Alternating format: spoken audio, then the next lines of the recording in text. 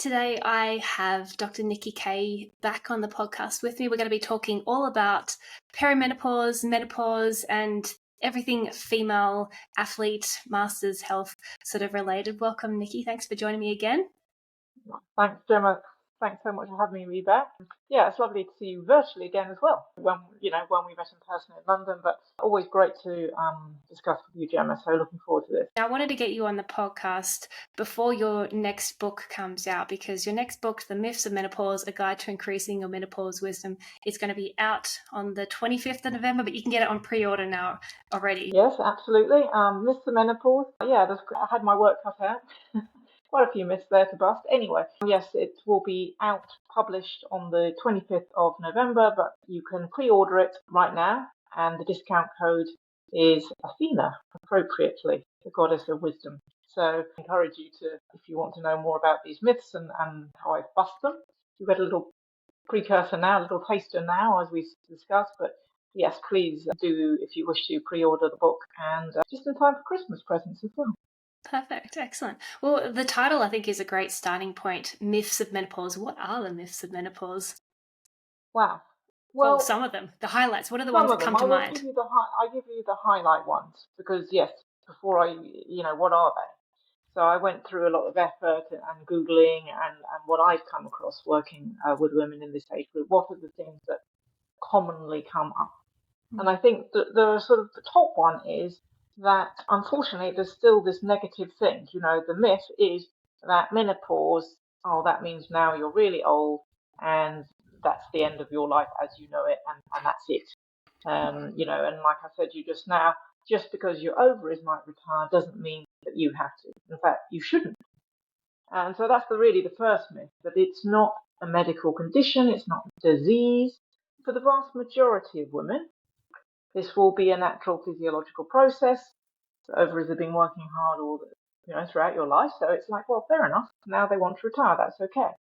So there will be, of course, some women who have an unexpectedly earlier age of menopause for various reasons, surgical, they might have their ovaries removed, they might have to have medical treatments and all this sort of thing. But, I'm talking, so of course I'm acknowledging that we must mention those women as well, but for most women, I'm talking specifically about this physiological change that happens with your ovaries. They retire, they stop producing hormones and eggs, and the average age for this is 51, with the range being anything from 45 to 55.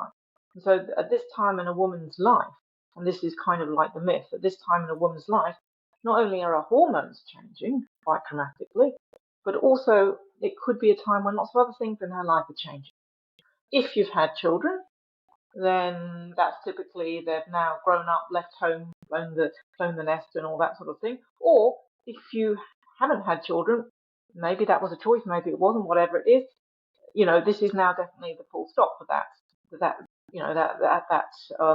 possibility is off the card now. So, it is, from that point of view, it is absolutely a significant event. And also lots of things are changing, like we said, you might be changing your work, you might be changing, so it's a time where lots of factors are coming to a head, if you will. So that's really the main myth, that, okay, this is the timing of it, but the myth is that doesn't mean you just sort of throw in the towel and say, and that's it. I'll do the next 30 years of my life, I'll just whatever, retire and whatever. So that is really sort of the key myth. And then the other myths are surrounding that there's nothing you can do about it, you just have to accept it. Of course, you have to accept it, but there's nothing you can do in the sense that you can take control of the situation this is a great time to refresh, review all the things you're doing. Your training load, what type of training, your nutrition, we can, of course, talk about that in more detail. So it's a time when it's an opportunity. So I think the myth is that it's a negative thing. No, I'm going to put it to you, it's a positive thing. This is actually a reason why it's a good time to do sprinkling. And then the other sort of big group of myths are all about the HRT, hormone replacement therapy. And, it's sort of gone in waves. There was sort of very negative it causes breast cancer, which we can put to bed shortly. And then it sort of swung the other way, with almost women wanting to go on it really early, big doses, testosterone, all this sort of thing. So busting the myths that actually there is a middle ground. And for this myth, particularly with HRT, I describe it as Scylla and Charybdis, following my analogy of the female hormone odyssey, when Odysseus had to navigate his way around the odyssey, all these challenges. By the way, I want to emphasize he was guided by the goddess Athena. There was a woman in charge. Thank goodness. That's the only reason he got around. Anyway, when he had to sail between two really evil things, I suppose you could say, there was a six-headed monster and there was a whirlpool. I can't remember which was Scylla or this bear. They were both pretty nasty, right? You didn't want to go near either of them. And unfortunately, that's the polarized view that is coming across with HRT. So as a woman, you're sitting, you don't know which way. It could be both ways, whether you choose you want to or you don't want to take HRT. It's got so much negative swirling, I'm calling them the sirens of social media, pulling you off course. So I think those are the sort of the key ones that menopause, you try and look on in a positive way, and definitely you can make changes. Everybody, whether you take HRT or not, every woman can refresh what they're doing in terms of exercise, nutrition, and then specifically with the HRT, the nitty gritty of what it is and what's going on there. So there you go. Those are the top three. I think that's fantastic, and it's interesting even for me. Like, with obviously my specialty is in nutrition, but I'm seeing more and more women in their 50s, 60s, even 70s that are training, that are racing, and they now have the time and the capacity. They've had the kids, they've grown, they've had their careers, and now they're like, okay, what's next in this next stage and chapter of my life? And for me, that's really encouraging also to see that like life doesn't end at 30, 40, 50, 60, 70, whatever number. Like, I just had my 38th birthday, and I'm like, I feel like every year gets better. You're a youngster. Yeah, exactly. I know, I'm still a baby. But I think for me, it's encouraging to see that so many more women, and the culture and the environment, the expectations that, you don't have to give up after you retire, that there is so much more to explore and to challenge yourself. And I think that's really great to sort of see. And is there any, so like, I mean, obviously I'm probably in the probably still got a few years ahead of me in terms of perimenopause sort of scenario. But like, I've heard things said about like you might start getting symptoms or changes maybe even 10 years before menopause occurs. So what sort of things would a woman be looking for? Obviously there's the hot flashes, and that's the most common symptom, and that tends to be closer. So the menopause, so just going through these definitions. So menopause, the strict medical definition of menopause, is the point in time that's your last period. From then onwards, you don't have any more periods, and the ovaries are retired. Right? They might have a last flurry, a rogue period, but essentially it's sort of done and dusted. The lead up to that, but it's not an on-off switch. Because that definition gives you the impression it's literally like a light switch. When it's on and then it's off. But of course that's not true. There's a sort of this intermediate stage where the ovaries are going part-time, if you will. And that's what we call perimenopause. And you're absolutely right, Gemma. This can start even, early 40s. Very subtle things that you might not even particularly notice or take a big deal about them. But for example, your cycle length might get a little bit shorter because ovulation is a bit hit and miss. It's not happening every cycle, and if you haven't ovulated, you haven't produced progesterone, so the cycle length shortens. So interestingly, it's actually progesterone goes down first. Anyway, so that could be there's some little things that you notice in your early 40s. The cycle length was just a little bit shorter. And then later, as you sort of move more through this journey of perimenopause, your periods might get heavier because actually you're still producing a decent amount of estrogen at that time, but it's haven't got progesterone. So first shorter periods, slightly heavier. This is assuming you're not on hormonal contraception. We'll come to that maybe in a minute. But say you're not, and you're just having your regular cycles, you might in your early 40s most of them get a bit shorter, but you still probably feel fine. They might get a bit heavier, which is annoying, right?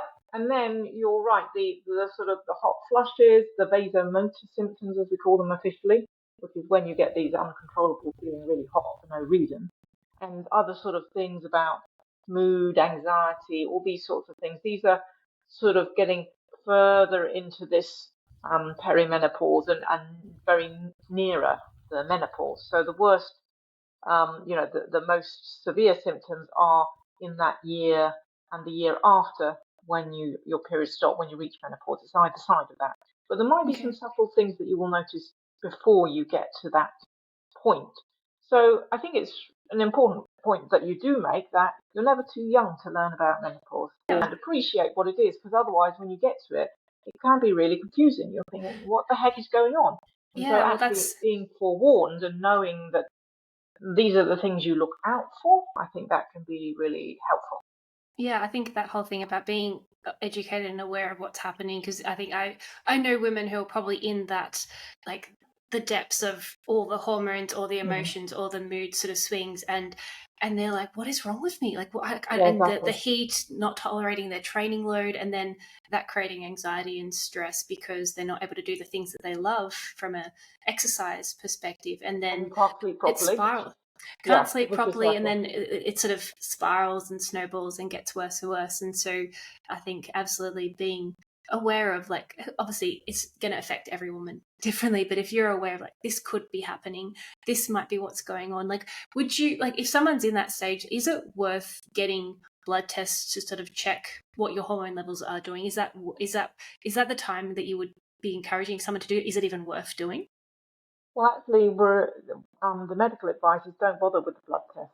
If you're over 45 and you're experiencing some of the symptoms we described, the cycle changing in its nature, and like you said, the anxiety, the hot flashes, disturbed sleep, all these sorts of things, and you're over 45, actually don't bother to do a blood test, they say, because the thing is, it is very variable. If the ovaries are part-time. So it would be sort of just your luck that you do the blood test, and actually this was your ovaries were feeling fine on that day, or not. You can get really misleading results, and then it leaves you even more uncertain. There would be a rationale for, although there might be subtle changes from 40 to 45. Like I said, you probably, hopefully, won't get the full thing of the hot flushes and all this sort of thing. So in a woman who's under 45 and she's getting some cycle disturbance and just would like to know a little bit if there's something else, thyroid, for example, or not fueling enough, then that wouldn't be unreasonable to do a blood test at that age. But actually, for 45 plus, the age and the symptoms, I mean, that's really what you go on in terms. So there wouldn't be any extra value, and it could even get more confusing and tricky if you do a blood test, unless you're looking for something specific. Unless you think this person has got REDS, relative energy deficiency, or they've got a thyroid problem, or something like that, then okay, you're looking specifically for that, not for the female hormones as such. Interesting. Because then if you were thinking or exploring hormone replacement therapy, when in that journey would you be considering that or suggesting that to somebody that presented to you? Well, the hormone replacement therapy, we should probably say, shouldn't we, Gemma, what that is? That is if you have got your uterus, i.e. you haven't had a hysterectomy, then you must take the combination of estrogen and progesterone, I'm going to call it progestogen, because it covers all the family of different types of progesterone type molecules. Anyway, you must always take both of those things. That's hormone replacement therapy. And the main indication for taking that is for quality of life. So inevitably, it will be probably in that sort of peak symptom time of a year either side of menopause. Because the thing about menopause, although I said very distinctly, it's when your periods stop, of course, you can only be sure that your periods have stopped after a year of not having any. You see what I mean? So I know women who perimenopause, we're not sure. So I know women who've not had one for 6 months, and then it's come back, and it's been right. So exactly, but that is the nature of the beast. It is uncertainty. Sorry, you kind of go with that. Anyway, so the indication for taking HRT is quality of life. So it's when you're really experiencing those symptoms of the hot flushes, the anxiety, the mood, all this sort of thing. This is where HRT. So there isn't, again, a definite age. You start HRT at this age. If you had a very early menopause or earlier than expected, I said the average age is from 45 onwards typically, but for example, so it's not really on the number, it's not on your age as such, it's where you, as you said, where you are in that journey. But if you're definitely in that journey and you're getting these symptoms and it's really disrupting your quality of life, and I include in quality of life, I include if you are a cyclist or an athlete, quality of life, if that is really important for you, for me, it's doing my ballet classes. If these symptoms were interfering with your training, whatever you're doing, then that is something to consider. It's not just being able to get around and survive during the day. You want to make the most of your life, like you said. So HRT is specifically for symptoms which will be probably at their worst just around about that time of menopause, give or take. And so that would be provided you haven't got the only specific contraindication, i.e. where you should not and cannot take HRT, is if you personally have had treatment for breast cancer. Okay. Whether it's estrogen positive or negative, don't. I've got a dear friend, sadly, in my ballet class who has gone through this, and, she wished she could take HRT, believe me, but she cannot. But up for other women, I think it's definitely worth, whatever your preconceived ideas about HRT, knowing that that is a possibility. When those symptoms, you've tried everything you can, and with the nutrition, your training, and you're just still feel like you're, not making progress, or you're just feeling miserable and your quality of life is impacted, then, HRT, definitely we know that can help. And that is the main indication for HRT, but also it has, we know, also got long-term health benefits. Yep. You wouldn't take it just for that, but, bear in mind that it is now the primary treatment in terms of prevention and actually treating osteoporosis, poor bone health. Okay. So that's good. And also, if you take it within 10 years of stopping menopause, it can have a beneficial effect on cardiovascular health. Because after reaching menopause, the main cause of death is not breast cancer, it's cardiovascular disease. Right? Because men, we have a lower risk of developing cardiovascular disease when we are in our menstruating years because of the protective effect of estrogen for bones and heart health as it happens. But then after the menopause, when these levels go low, then our risk rises to equal that of men. So you wouldn't, as I say, you wouldn't take it specifically for that reason, but, it's another sort of thing to bear in mind if you're sort of thinking about all the benefits and the pros and cons, basically. That's definitely in the pro list, obviously. Yeah. And what about because I see a lot of, especially you see this on social media. I'm sure you've heard about the different vitamin, mineral, natural supplement concoctions that are being pitched and trying to convince women to buy these, and they'll cure all their symptoms. Is there any validity with any of these supplements to help alleviate some of the symptoms? Well, I would be very wary of this because if something is too good to be true, it probably usually isn't true. It's like, oh, you take this. By the way, it's always generally very expensive, and you have to have a whole course of the lot. It's like that's another red flag. This thing, and then suddenly that's it. You'll be 21 again. It's like, that doesn't. So be cautious, but you might be in the situation where you are, you're looking for solutions, and so I'm not blaming women, but just be really circumspect about it. And also these various supplements and whatever, they're not medicines, so they're not under the type regulation. Like HRT is on really tight regulatory standards, so it's licensed and regulated for specific content, and it's been tested extensively, all this sort of thing. Whereas a supplement that someone's kind of put together, bit of this, bit of that, no one's going around checking exactly what the content is and also what that effect is. And even if it might, having said all of that, for women who can't take HRT or have chosen not to, if it does no harm, then I've got nothing against it, but just be aware of your expectations and also make sure you are choosing really high quality stuff and it's not something that someone's just chucked together, and is there any evidence that it really can be helpful. But it's interesting to reflect that Japanese women, for example, are reported not to experience such severe menopausal symptoms. This is because they eat a lot of stuff containing soy, which is a phytoestrogen. So, you know what I mean? I don't want to totally dismiss all these non-medical alternatives, I suppose you could call them, but just you have to be really questioning the quality, the price, the claims, and you know, is it too good to be true? But I mean, obviously, I can ask you as well, Gemma. But from the nutrition point of view, if you are eating a varied diet, including all types of food groups, I don't think you really need anything extra apart from vitamin D. Although maybe you're okay now, you'll move to Mallorca with the sunlight, but certainly here in the UK, definitely we need vitamin D. So you can't go wrong with vitamin D for sure in terms of a supplement. But I'm not so convinced about all the other various, as you call them, concoctions. That's what they often are. So yeah, just be circumspect about that, I think.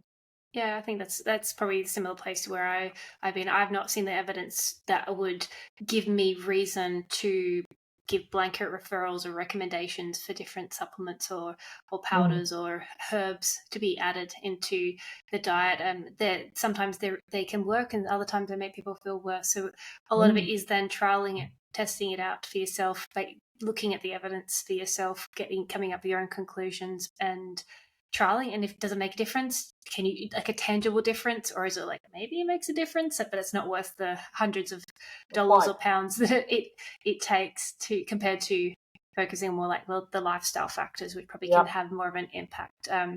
Because you mentioned before about one of the myths being about the training and the training load and the detail, and I know I'm trying to add more strength training into my week now with the mindset of in 20-30 years time I'll need it a lot more down the track. But what sort of things are you recommend, or would you be recommending, suggesting women adapt or evolve around their training?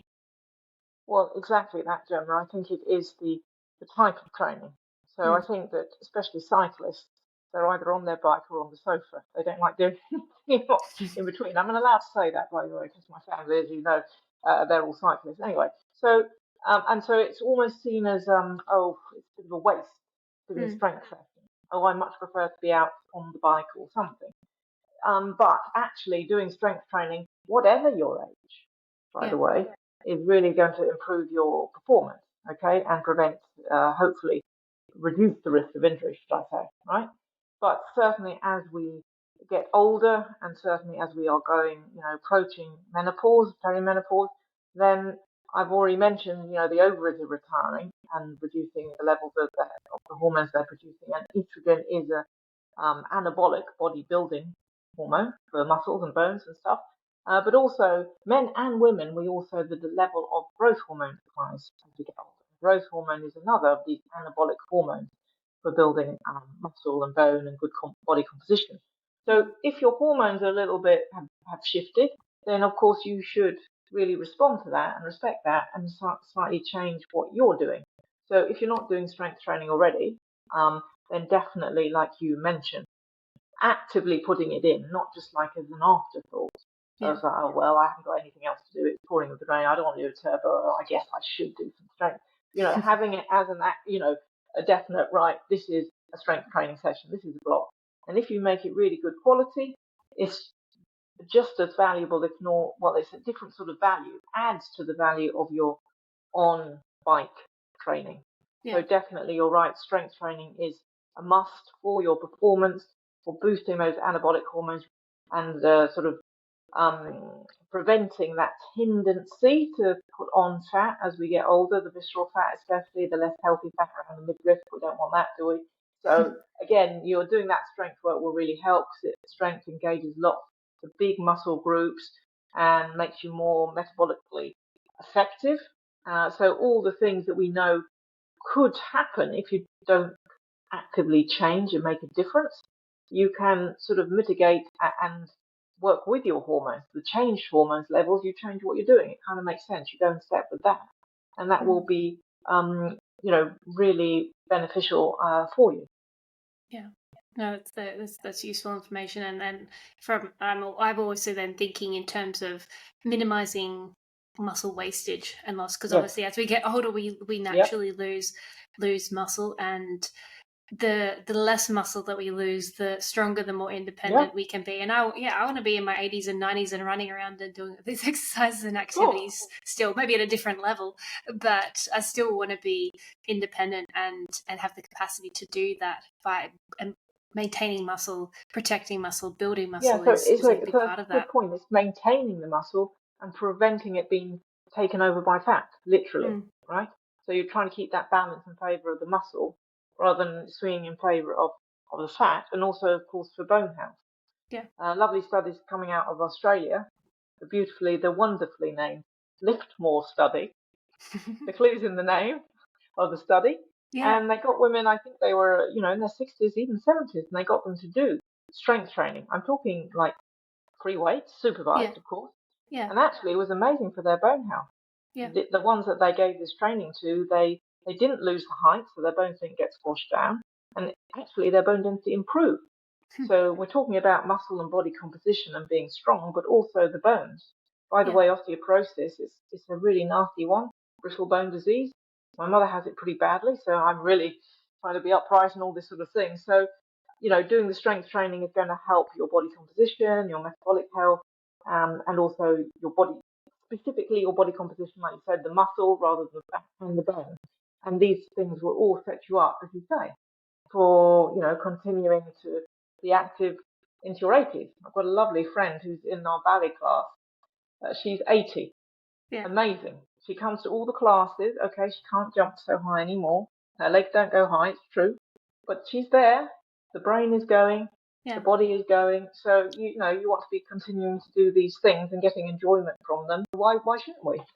That enjoyment factor, I think, is so important, because a lot of times people view exercise as punishment and as with a really negative lens, and so finding activities that you do enjoy and experimenting, but it's never too late to start as long as you start. Like, and I think that is great to hear these studies coming out that are showing that people starting in their Mm, 60th, 70th year plus on, they're still getting benefits from positive, yeah. it's positive, and which is affecting quality of life, happiness, Mm, engagement, community, all these things, which mean that we live our best lives for as long as correct. possible. Yay. No, that's cool. And so I believe you've got a chapter in the book that's coming out about related about nutrition. Is that correct? Yes, so I'm giving all the sort of tips. We mentioned the exercise, the training, and the nutrition. I hope you'll agree. Sometimes, because people are concerned or feel that their body composition is changing, Mm, the reflex reaction is eat less yeah. and eat less carbohydrates. Mm, It's like the old thing that carbohydrates are evil and make you put on weight, all this sort of thing. And sure, if you sit down all day and you eat endless cakes, I'm sure that that's not a good idea. But if you are wanting to do, really enjoyable, useful exercise, if I can call it that, whether it's on your bike, your dancing class, I don't know, whatever it is, then you do actually need good energy to do that in an effective and efficient way to get that muscle benefit, like we said, mm, and bone benefit. And so actually carbohydrates, this is not the time to necessarily, well, it's definitely not the time to cut them out or restrict them, but yeah. of course be mindful about your portion size. Yeah. That's the key thing. And spread it out and fuel your training. I know you have or I know definitely, Gemma, this is the thing that really, your message about fueling that quality session with Mm, carbohydrates, that's the food source you use, that's the key thing. So it's yeah. getting that right balance of carbohydrates for you, but also the other thing about the protein. We've already mentioned that there's a tendency to lose muscle if you're not actively Yeah. doing exercise, and also if you're not actively probably slightly increasing your portion size of protein. Yeah. Um, and, depending on various things, studies you look at, sometimes even they're saying 40% of your energy now should be from protein.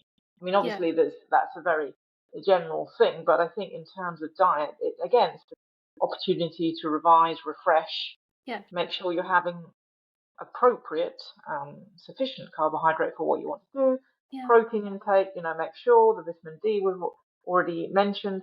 And I'm afraid it does. Alcohol, I'm not trying to encourage everyone to be teetotal, but again, just looking at these little details, some of us get into habits where, for example, you're not sleeping well and you think, oh, maybe having a glass of wine will help me relax. Yeah. Don't do it, right? It will disturb your sleep even more, and actually, it's kind of wasted calories and all that sort of thing. So again, just looking at those, just making tweaks. Really, it's not suddenly you have to chuck it all away and start from scratch. There is nothing such. The myth is there a menopause diet? No, it's not a specific. This is the diet. It's just looking at the fundamentals. What are you doing already? What do you need to tweak? Yeah. I think that's really the key message. Do you Yeah, agree? I'd agree. It's figuring out what's going on. And a lot of times I'll see women that they're not eating enough protein just for Yes. general maintenance, let alone for the level of exercise that they're doing. And the restriction, like I can't eat anything, or like if I eat anything, my weight goes up sort of mentality, and restricting carbs, which then affects the quality of the training, which then affects their hormones and their health, and it all sort of spirals. So absolutely, getting enough energy to support your daily needs, but looking at the quality of that, because if the food is carbs are coming from maybe a more high GI, lower fiber, really quickly digested volume, like you'll be hungry all the time. Whereas Yeah. getting more whole foods in there and more grains and more vegetables and substance to help fill you up nutritionally, and then adding nutrition in for the training. And yeah, as I said, I've got women in their 70s doing Ironman who Wow. I've helped them. They've gotten leaner, which that was one of their goals, and they've gotten faster, and their performance has skyrocketed. But a big part of, like, they're eating double of what they were eating before. But Fascinating. a big That is part of it really is fascinating. I That see it. really I see it all is. the time. Don't It's know that, what, but that's really inspiring. It yeah, is that old, fueling for the work required. If you want yeah, to do really good quality exercise and get the benefits of that yeah, exercise in terms of your performance, your body composition, you can't run around, drive around your car in with the tank empty. You'll burn yeah, out the engine, won't you? It yeah. doesn't. So you wouldn't do that to your car. So why would you do it to you? Yeah, So it's true. it's a rewiring all these messages that so many Mm. women have had their whole life of, like, you've got to be on a diet, you've got to restrict, you've got to be hungry to be healthy, and rewiring all those myths, which are actually negatively impacting their health, their happiness, their performance. And yeah, there's that whole being smart, being intentional, and learning what's in food, because yeah, like one egg. And these are enough food, is that, like, if you're trying to get 20-30 grams of protein, one egg isn't going to cut it, because it's just 6 grams of protein. So if that's all you're eating, or you've skipped a meal, then, like, well, the reason why Yeah, you're hungry exactly. later. It snowballs. Yeah, you're Yeah, right. Being sort of educating yourself on those things. And by the way, just going back to those social media myths, in my yeah, book I call them the sirens of social media in Odysseus's journey. You knew I wanted to bring it back to the myths, right? He gets pulled off course by this song, and it makes sailors drift off and shipwreck, and that's literally what it is. yeah, Social media, all these messages, like you say, and they yeah, will lure you down this path of, I don't know, whatever it is, don't eat carbs, have this yeah, supplement, blah, blah, blah. And literally you will kind of shipwreck, as it were. So yeah, you have to be strong, it's true. I mean, Odysseus had to have his ears stuffed with beeswax so he couldn't hear, and lashed to the mast so he didn't get tempted. I'm not saying you have to go to that extreme, but you do have to, yeah, be discerning. What is just a social media myth or a siren that could pull you off course, mm, and what is a genuine, proper evidence-based information that's going to really help you get to where you want to go. And that's amazing. Wow. yeah, Your yeah, Ironman. Remember the Ironman, the women doing Ironman men when they're 70. They're only yeah. 70. I was going to say 70 years younger. It's like, wow, that's amazing. And this is where with sport, sometimes people think about performance has to be the podium and winning, but no, performance can be completing and doing this for. I mean, Wow, I would be delighted if I could I've complete one a lady marathon. Yeah. who, I've one lady, and she, like, and I love it because, like, yeah, the Ironman, you've got a limit of how many hours you can take, and her goal is to basically be out there for as long. She's like, I've got to get my money's worth out of this event. Yeah, quite. I want to be there for 15 hours, and because most of the time when people are like, you did an Ironman, that's amazing, they don't know what's normal, what's fast, what's slow. They're like, No, that's quite. massive, that's awesome. and Absolutely. and I mean, it could be dancing, it could be yoga, it could be swimming, it could be cycling, running, whatever. But I think fueling your lifestyle for health as well as like fuel your life, fuel your mind, fuel your body. They're all important in different ways, and focusing on the actual cake versus like the sprinkles Yes, often and people are like, oh, like it can't be that simple. I'm like, often it's the simple stuff that's hard to do that makes the big impact getting those overall. foundations. Yeah. I made a new slide, which is on that foundation, making that groundwork of getting the fundamentals right, like you say, the appropriate nutrition, the recovery, the rest. Then you can do the good training. Yeah. Now we can get towards performance. Now we can add on maybe the little fine touches up there, but trying to work from the top downwards. Well, we're trying to get straight to the top, shortcuts. That's not always going to work out. No. Well, it won't work out. Or not be sustainable. A crumbly base, it's not going to work. Or it's not sustainable because you're changing too many things at once, like the whole New Year's resolution sort of approach. Before we wrap up, do you have any final words of wisdom for women in this sort of messy middle stage going through post menopause? Well, really, just that positive message. Remember Athena. Women, I think sometimes they doubt themselves, and think, oh gosh, I don't know. It is a challenging time. There's no doubt about it. But I think being prepared and gathering all that information you can, and so you're ready when it comes, and you've got some basic fundamentals that you can start on, like we've already mentioned, the nutrition, the exercise. Start doing your homework on HRT, getting all that information, so that you feel more confident that you can negotiate this. And it is literally negotiating. That's the whole of life, isn't it? It's navigating your course along. That's kind of what makes life interesting and whatever. And so I would just encourage all the women that it is a thing that will happen to every single woman.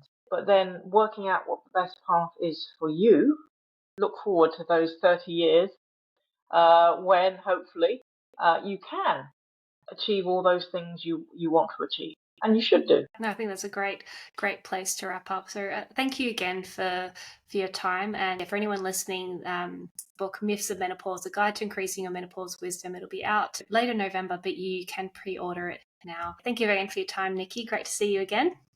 Cool. Thanks, Gemma. See you soon. Bye. Bye.